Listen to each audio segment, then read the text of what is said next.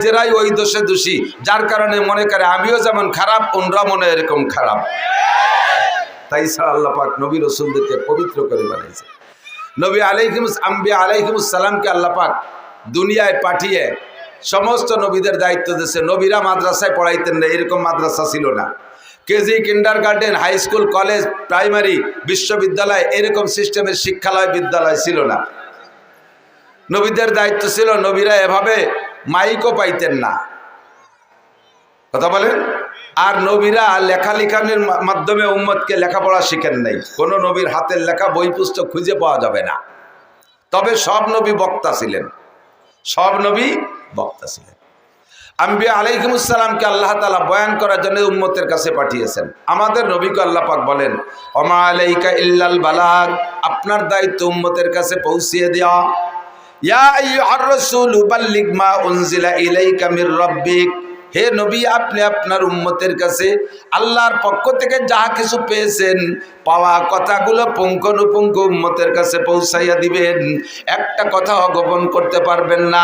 যদি লজ্জায় কোনো কথা গোপন করেন, এই কথাটা প্রকাশ করার আর কেউ থাকবে না। যেহেতু মা কানা মুহাম্মাদুন আবা আহাদিম মির রিজালিকুম ওয়ালাকিন রাসূলুল্লাহি ওয়া খাতামান নাবিয়্যিন, আপনার পরে আর নবী আসবে না। আগে যত নবী পাঠিয়েছি একজন নবীর কাছে কিছু শরীয়ত দিয়েছি, পরবর্তীতে আরো নবী আসবে বিদায় সম্পূর্ণ শরীয়ত ওই নবীর কাছে দেই নাই। যেগুলো বাকি ছিল পরের নবীর মাধ্যমে দিয়েছি, এরপরে যা বাকি ছিল পরের নবীর মাধ্যমে পাঠিয়েছি। কিন্তু আপনি চলে যাওয়ার পরে আসমান থেকে শরীয়ত বহন করা উম্মতের কাছে নেয়ার মতো আর কোনো নবী নাই। কাজেই আপনার কাছে কিয়ামত পর্যন্ত আনেওয়ালা ছোট বড় সব মানুষের প্রয়োজন সাপেক্ষে যত শরীয়ত লাগবে সব আপনার কাছে দিয়েছি। এর একটা কথাও আপনি লজ্জায় গোপন করবেন না, কোনো ভয়ে গোপন করবেন না। নেতারে ভয় পেয়ে গোপনে ওই কথাটা গোপন করবেন না। মেয়ে ছেলেদের কাছে নিজের কন্যার মাসালা, মেয়েরই মাসালা জিজ্ঞাসা করেছে আপনার মেয়ে, তারপর আপনি লজ্জায় কথাটা বলবেন না, এরকম যেন হয় না। ফাইল্লাম তাফাল, যদি সব কথা উম্মতের কাছে না পৌঁছায় দেন, ফামা বাল্লাগতা রিসালাতা, প্রমাণিত হবে আপনি আপনার রিসালাত আর নবুয়তের দায়িত্ব সঠিকভাবে পালন করেন নাই। আপনাকে আমার কাঠ গড়ায় দাঁড়াতে হবে। এই সাউন্ড কম, মাইকে টানতেছে না, বুক ব্যথা হচ্ছে। বাইরে ভালো আছে, মাইক্রোফোনের টানতে হচ্ছে। ফাইল্লাম তাফাল ফামা বাল্লাগতা রিসালাতা, সব কথা না পৌঁছাইলে আপনাকে আমার কাঠ গড়ায় দাঁড়ায় জবাব দিয়ে যেতে হবে। মেয়েলি মশালাও যদি হয় আপনার মেয়ের মশালা, সেটা আপনি গোপন করতে পারবেন না। এই মশালার ভিত্তিতে সাহাবায়ে কেরাম তো যুদ্ধে যাইতেন দূরে দূরে। হুজুরের জামাতা হযরত আলী, হুজুরের জামাতা হযরত উসমান, তাই না? দুনিয়ার অনেক জায়গায় অনেক কথা বলা যায়।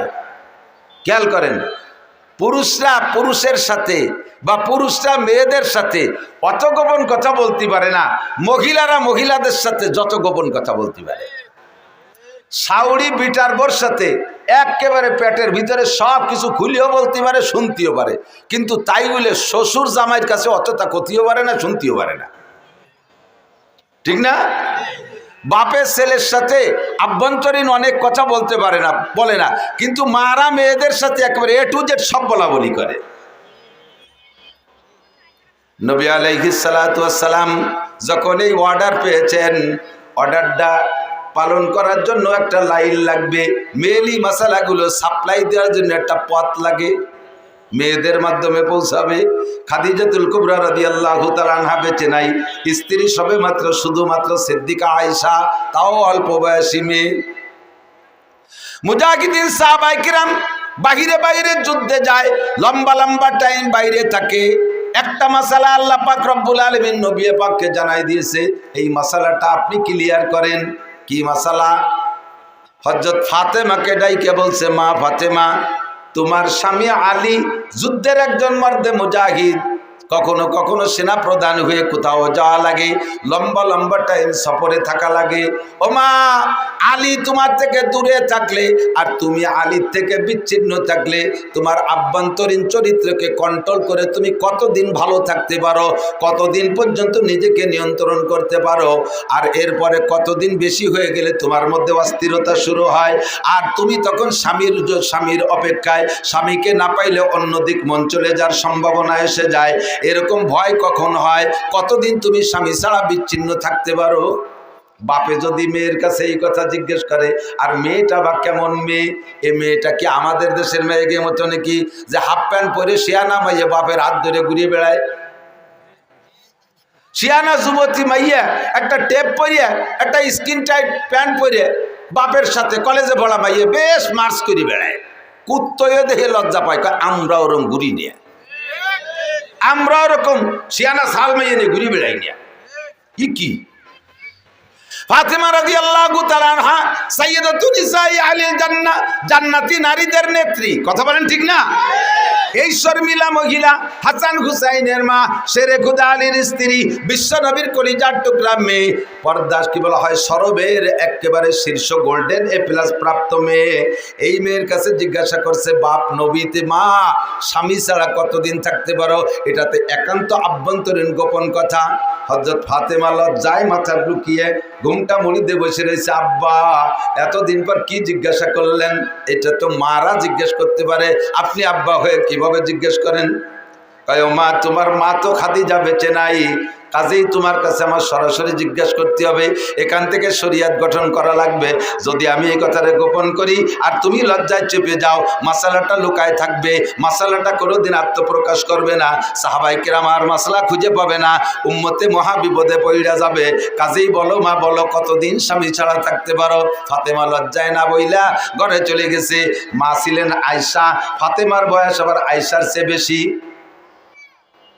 ফাতেমা আয়েশার চেয়ে মেয়ে হয়েও বয়সে বেশি, তবুও তো মা মহিলা মানুষ।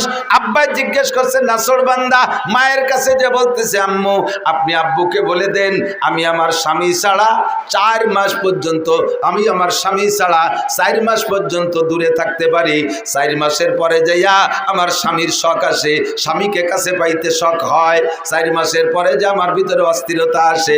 নবী আলাইহিস সালাতু ওয়াস সালাম আয়েশা রাদিয়াল্লাহু তাআলা আনহা নবীকে বললেন, ফাতেমা বলেছে 4 মাস পর্যন্ত ধৈর্য ধারণ করে থাকতে পারে। বাস নবী আলাইহিস সালাতু ওয়াস সালাম সাহাবায়ে কেরামদের জন্য বাইরে দূরে চাকরির জন্য সর্বোচ্চ টাইম 4 মাস ধার্য করলেন। 4 মাস শেষ হওয়ার আগে আগেই যে যত দূরে থাকুক তারে ছুটি দিয়ে বাড়ি পাঠাইতে হবে। সেখান থেকে আমাদের মুরব্বীরা তবলিগের টাইম কয় চিল্লা, জোর হলো না কয় চিল্লা? আর একটু বলেন কয় চিল্লা? 3 চিল্লায় কয় মাস? 3 চিল্লায় কয় মাস? 4 মাসে ঠিক করা হয়েছে। আল্লাহু আকবার। ফাইল্লাম তাফাল ফামা বাল্লাগতা রিসালাতা। এই গোপন মশালাগুলো যদি নবী ওখানে প্রকাশ করে না যাইতেন তাহলে আমরা এখন বিভ্রান্তের মধ্যে পড়ে যাইতাম, মশালাগুলো কোথায় খুঁজে পাইতাম? নবী আলাইহিস সালামকে বলেন, হে নবী আপনাকে এভাবে বয়ানের জন্য পাঠিয়েছি। ইয়া আইয়ুহার রাসূল, ইয়া আইয়ুহান নাবিয়্যু, হে আমার প্রিয় নবী, ইন্না আরসালনাকা, নিশ্চয় আমি আপনাকে প্রেরণ করেছি শাহিদা ওয়া মুবাশশিরা ওয়া নাযীরা ওয়া দাঈয়ান ইলাল্লাহি বিইذনিহি ওয়া সিরাজাম মুনীরা। একটু জোরে বলি আল্লাহু আকবার। হে নবী আপনাকে দুনিয়ায় পাঠিয়েছি উম্মতের মধ্যে অনেক কাজ দিয়ে, তার ভিতরে এই আয়াতের ভিতরে 5টা গুণের কথা আছে, 6টা গুণের কথা আছে। 1 নম্বরে ইয়া আইয়ুহান নবী, আপনাকে নবী হিসেবে পাঠিয়েছি। নবী হওয়ার পরে আপনার কাজ হলো আপনাকে প্রেরণ করেছি শাহিদান, খেয়াল শাহিদান, উম্মতের পক্ষে বিপক্ষে কিয়ামতের মাঠে সত্য সাক্ষ্যদাতা হিসেবে আপনি যেভাবে সাক্ষ্য দিবেন আমি কিয়ামতের ময়দানে ওইভাবে বিচার করব। আপনি যার পক্ষে বলবেন ওরে আমি ছেড়ে দেব, আপনি যার বিপক্ষে বলবেন তাকে আমি ধরে ফেলবো। নবী আলাইহিস সালাম সাক্ষী দিলে বা না দিলে উম্মতে কে কোথায় কি করে, বান্দারা কে কোথায় কি করে আল্লাহ দেখে কি দেখে না? যুবক বলো দেখে কি দেখে না? তুমি পাট বাগানে যে গাঁজা কিনা বেচা করো, এদিক পাট হয় না? এমনি সময় পাট কাটা হয়ে যাওয়ার পরে মাঠঘাট খোলা হয়ে যায়, এই সময় গাঁজা কিনা বেচা করা ভারী কঠিন। যত পাট বড় হয় গাঁজা আবার ব্যাপারীরা তত খুশি হয়।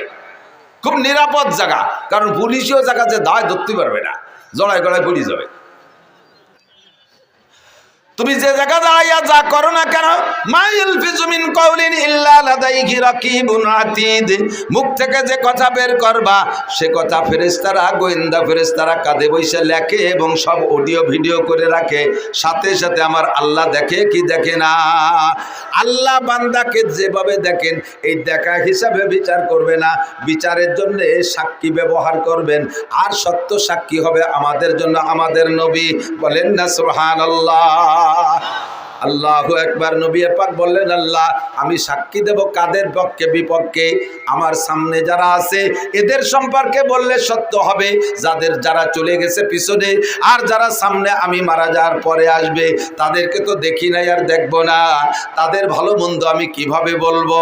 আল্লাহ পাক রব্বুল আলামিন বলেন, বন্ধু আপনার জন্য আমি একটা কম্পিউটার দিয়েছি। শাহরু রমাদান আল্লাযী উনজিলা ফীহিল কুরআন হুদাল লিন-নাসি ওয়া বাইয়িনাতিম মিনাল হুদা ওয়াল ফুরকান।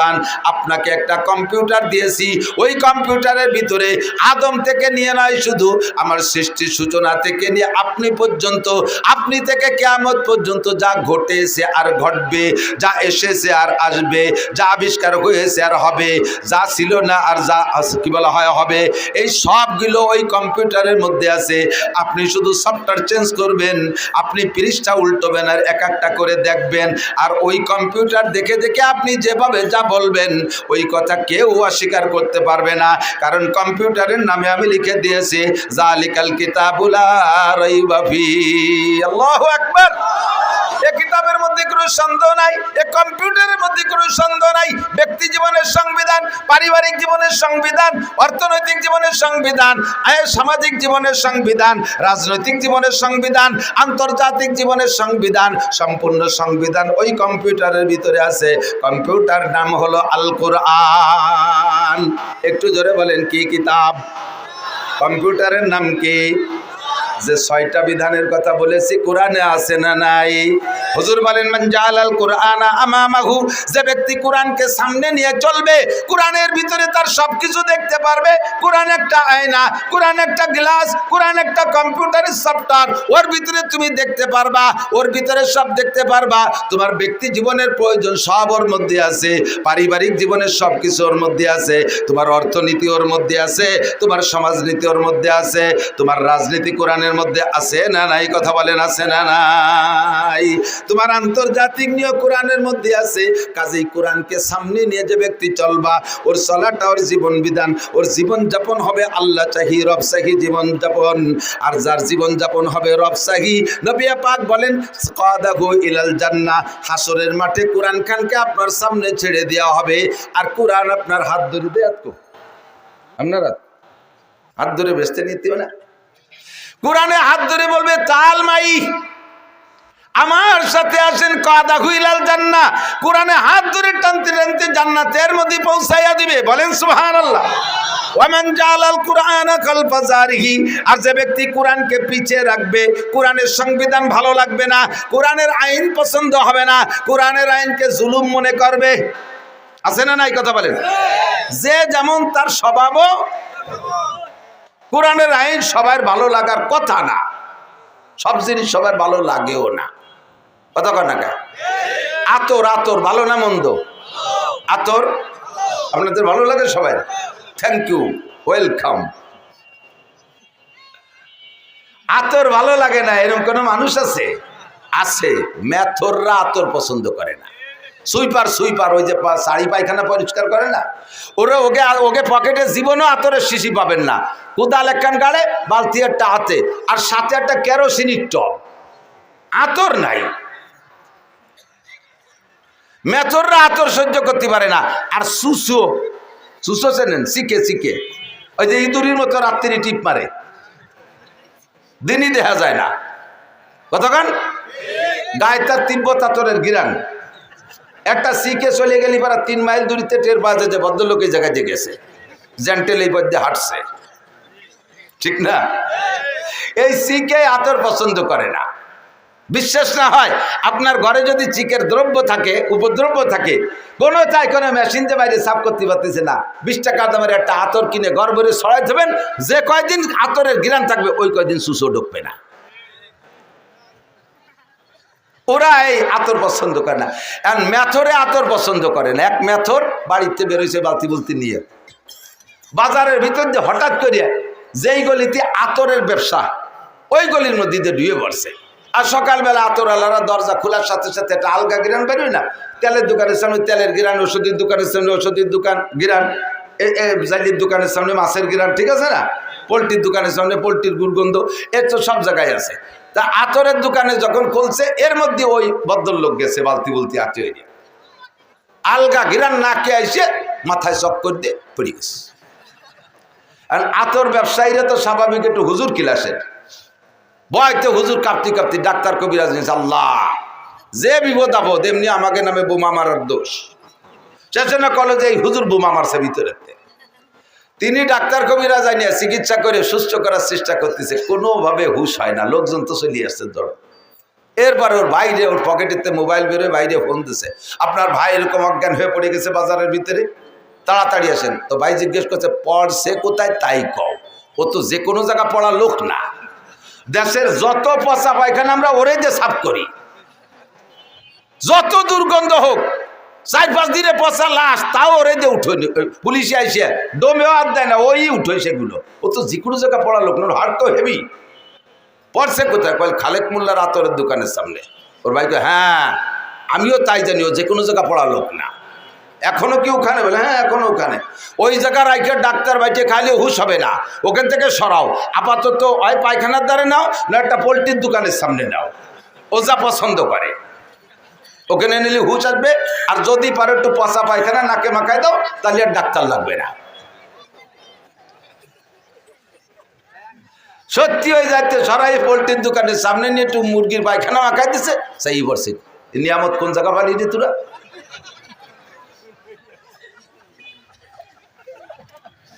কদরে গওহার সাবদানা দিয়া বিদানাত জওহারি, কদরে গওহার জাব সাবদানা দিয়া বিদানাত জওহারি, কদরে গুলবুল বুল বেদানা দিয়া বেদানাত সাপরি। ও দোস্ত, আতরের মর্যাদা সবাই বোঝে না। মেথরে আতর পছন্দ করে না, সিকে সুসোয় আতর পছন্দ করে না, কিন্তু এই বলে কি আতর ভালো না মন্দ? মন্দ না ভালো? আল্লাহ পছন্দ করে। নবী পাক বলেন, হুব্বিবা ইলাইয়া মিন দুনিয়াকুম সালাস, এই দুনিয়ার কিচ্ছু আমার ভালো লাগে না, এই দুনিয়ার কোনোটা ভালো লাগে না, মাত্র 3টে জিনিস ভালো লাগে। তার ভিতরে 1 নম্বরে আত্তিব, হুজুরকে আমার সুগন্ধি ভালো লাগে, আমার আতর ভালো লাগে। নবী পাক রাস্তা দিয়ে বিনা আতর মাখানোতেও যদি কদ্দুর হেঁটে যাইতেন, 3-4-5 মাইল দূরের থেকে সাহাবায়ে কেরাম কের কাছে জিজ্ঞাসা করা লাগতো না, এমনি টের পাইতো এই পথে হুজুর গিয়েছেন। হুজুরের লুকআপ দিয়েছিলেন বিতি বিন নাসার, বিতি বিন নাসার, খুশবু ছড়ানেওয়ালা। নবী পাক হেঁটে গেলে গায়ের থেকে একটা সুগন্ধি বের হইতো। আমার নবী যখন ঘামে যাইতেন, গাম ও আতরের চাইতে সুগন্ধি ছিল। সাহাবায়ে কেরাম গায়ের থেকে শিশি বোতল ভরে রাখতেন নবী পাকের ঘাম, আর এই বিভিন্ন মূল্যবান সময় ওই ঘামকে আতরের কাজে ব্যবহার করতেন। আতর পছন্দ করেন ফেরেশতারা, আতর সুগন্ধি পছন্দ করতেন নবী রাসূলরা। আতর পছন্দ করে জিন ফেরেশতারা, আতর পছন্দ করে রুচিশীল মানুষরা, আতর পছন্দ করে না মেথর আর সুইপার। কতক্ষণ? কোরআনের সংবিধান ভালোবাসে আল্লাহ, কোরআনের সংবিধান ভালোবাসে ফেরেশতারা, কোরআনের সংবিধান ভালোবাসেন আম্বিয়া আলাইহিমুস সালাম, কোরআনের সংবিধান ভালোবাসে আবু হানিফা, শাফি, আহমদ, মালিক, বুখারী, মুসলিম, তিরমিজিওয়ালা, আব্দুল কাদের জিলানী, মুঈনুদ্দিন চিশতি, নিজামুদ্দিন আউলিয়া, কুতুবউদ্দিন বখতিয়ার কাকি, শাহ ওলিউল্লাহ মুহাদ্দিসে দেহলভী, শাহ আব্দুল কাদের মুহাদ্দিসে দেহলভী, শাহ আব্দুল কাদের জিলানী রহমাতুল্লাহ আলাইহি, আরে আশরাফ আলী থানভী, হুসাইন আহমদ মাদানী, রশিদ আহমদ গাঙ্গুহি, আশা শামসুল হক ফরিদপুরি, মোহাম্মদুল্লাহ হাফেজি, মুফতি আব্দুল গফফার, মুফতি ইসমাতুল্লাহ কাসেমি। আমার এলাকার নামাজি মুসলমান, আমার এলাকার মুসলমান, আমার এলাকার মুসলমান, আমাদের দুনিয়া বাঙালি মুসলমান কোরআন ভালোবাসে, কোরআনের সংবিধান ভালোবাসে। কথা বলেন? যেই কোরআনী সংবিধান ভালোবাসে না তারে আমরা কি বলতে পারি? যে আতর পছন্দ করে না তারও যা বলতে পারি, কোরআনী সংবিধান যে পছন্দ করে না তারও সেই মেথরা আর সিকে বলতে পারি। ওটা সুইপার আর সিকা, সুইপার আর দাঁড় কাউয়া, কাউয়া ছিলেন কাউয়া, কাউয়া 2 প্রকার, দাঁড় কাকার পাতিকার। তার ভিতরে দাঁড় কাউয়াটা হলো বেশি নোংরা জাত। ও পাইছে বিলির মধ্যে যাইয়ে চকের মধ্যে যে একটা শামুক পচা পচা শামুক শামুক পয়সে শীত হয়ে রয়েছে ভিতরের মাংসটা পয়সে আর পোকা বিড়বিড় করতেছে। ও তো খুশিতে বাঘ বাঘ একে চুমুকি বোতল খালি রয়েছে। এরপরে এত গিরানালা বোতল, দুনিয়ায় যত যা কিছুতে দুর্গন্ধ আছে তার ভিতরে অন্যতম দুর্গন্ধ হলো পচা শামুক আর পচা ডিম। এর চাইতে বেশি দুর্গন্ধ আর কোনোটাই নাই। আছে এর চেয়ে বেশি দুর্গন্ধ হলো গালে গন্ধ। গালে গন্ধটা এর সব চাইতে বিশ্রী লাগে। কথা কন এ আইসে গেছে একটু কয়ে দিয়ে যাই, এটা আদব আদর্শ। অনেকে